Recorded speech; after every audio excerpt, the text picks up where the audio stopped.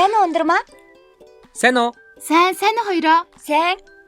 Өчигдөр математик дээр сургуулийн гар урдлын enterprise-ийн нэг бүтээгдэхүүний өртөг тооцоосон доо. Тэр ямар учиртайг сайн ойлгосноо? Өчигдөр шилжиж ирсэн болохоор сайн мэдэхгүй байгаа хаа. Бид хоёр өнөөдөр чамд сургууль суурилсан enterprise-а танилцуулах гэж дуудсан. Сургууль суурилсан enterprise гэж хүүхдүүд бид санаачлан сургууль дээр хэрэгжүүлдэг enterprise юм л да.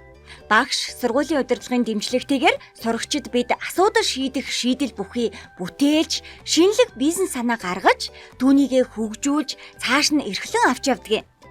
Онлоор сурсан мэдлэгээ боддоор хэрэгжүүлснээр сурагчид санхүүгээ удирдаж, маркетинг зах зээл судалж, ажлын хуваараа зохистой гаргаж, цаг барьж сурдаг. Олон ур чадвар эзэмшдэг. Өөрөөр хэлбэл биднийг ирээдүйн энтерпренер болгоход бэлдэж өгдөгөө гэсэн үг. Бас сургууль маань enterprise-ийнхаа үйл ажиллагааг хичээлийн хөтөлбөртэйгээ уялдуулдаг. Өчигдрийн бодлого ийм учиртай юм. Математикийн хичээлээ давтангаа сургууль суурилсан enterprise-ийнхаа бүтээгдэхүүний өртгөөж тооцоолчихно.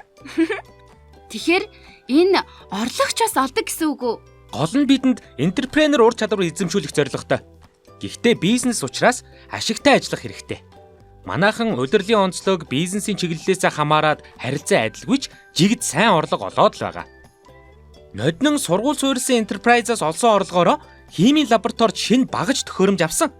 Энэ мэтээр орлогоо сургуулийнхаа үйл ажиллагаанд зарцуулдаг юм. Хөөх, ямар сонирхолтой юм бэ? Явж харъя тэхүү. За тэгээ. Энэ манай сургуулийн байгуулсан сургууль суурилсан enterprise байгаа. Хүүхэд хөгжлийн танхим, энд хичээлээс гадуур програм бичих, шатар даамын гэх мэт олон төрлийн дугуйлан явуулдаг. Багш нарт бас мэргэжил дэвшлүүлэх сургалтууд ордог. Нэрээ энэ хагас санд нээлттэй микрофон буюу open mic болно. Ирж оролцоорой заяа. Сайн уу хүүхдүүд ээ? Та хоёр юу хийж байгаа? Гар утасны аппликейшн хөгжүүлж байгаа бололтой тийм ээ? Сайн уу? Тийм ээ. Манай төслийн баг хиймэл оюун суурилсан боловсролын аппликейшн хөгжүүлж байгаа юм. Хөөх. Яагаад ийм төрлийн аппликейшн хөгжүүлэх болсон? Сайн уу?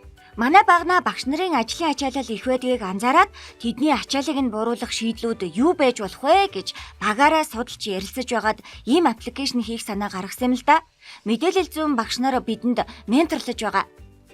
Ястай хэрэгтэй аппликейшн байна шүү. Баярлалаа. За, хэдүүлээ дараагийн баг дээр очие.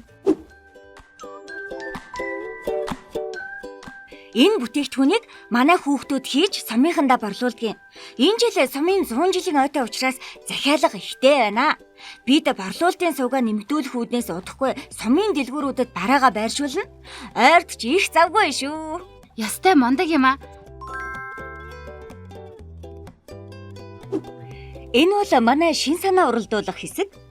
Төсөл хэрэгжүүлэхээр шийдсэн багууд энд төслийн санаагаа уралдуулж, гол санаагаа багаараа ярилцаж гаргадаг хэсэг гэхүү дээ.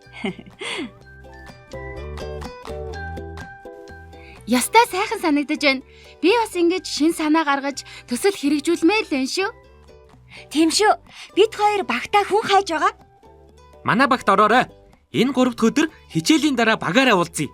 Орон нутгийн өсвөр үеийнхэнд хувь хүний ур чадвар, entrepreneurship боловсрол олгох төслийн хүрээнд Говьсүмбэр аймгийн Сүмбэр сумын ерөнхий боловсролын 1-р сургуульд Борчхон хөгжлийн төв, Завхан аймгийн Тэлмэн сумын ерөнхий боловсролын сургуульд хөгжлийн хөтөч, цахим сургалт үйлчилгээний төв, Өвөрхангай аймгийн Хар хорин сумын ерөнхий боловсролын 2-р сургуульд үйлдвэрлэгч хүүхдүүд, мөн Тус аймгийн Богд сумын ерөнхий боловсролын 1-р сургуульд өглөөний цаг өөртөө, Сүхбаатар аймгийн Эрдэнэцхан сумын ерөнхий боловсролын сургуульд технологийн хичээлээр сурагчдад болон өсвөр үеийнхэнд entrepreneurship боловсрол олгох нь, Ховд аймгийн Зэрэг сумын ерөнхий боловсролын сургуульд эко хүнс гэсэн нийт 6 сургууль суурилсан enterprise-ийн санаачлаг амжилттай туршин хэрэгжүүлж байна. Харилцан сурыг хамтдаа бүтээх. Орон нутгийн өсвөр үеийнхэнд хувь хүний ур чадвар, entrepreneurship боловсрол олгох төсөл.